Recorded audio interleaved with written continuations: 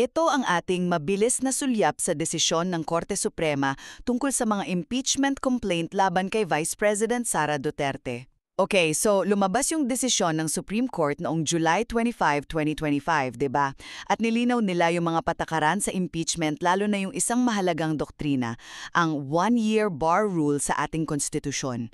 Importante to kasi ito yung nagsasabi kung paano at kailan pwedeng mag-impeach.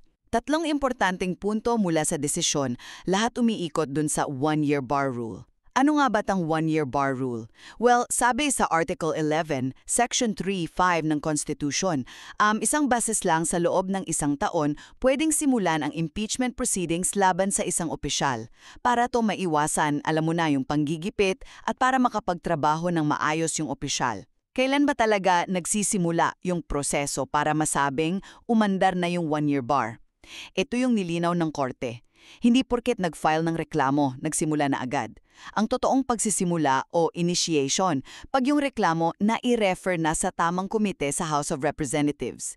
Sa aso ni VP Duterte, yung unang tatlong reklamo, hindi sila umaabot sa referral stage bago natapos yung 19th Congress, so hindi na-trigger yung one-year bar. Parang expired na sila, functus officio ang tawag doon. Anong epekto nito sa ikaapat na reklamo at sa hinaharap?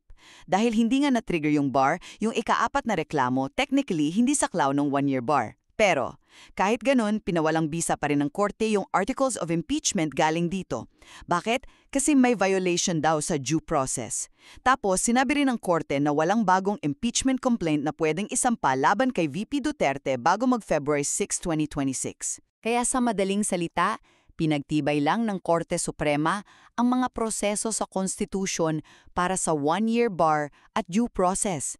Kaya nabasura yung mga kasalukuyang Articles of Impeachment laban kay VP Duterte.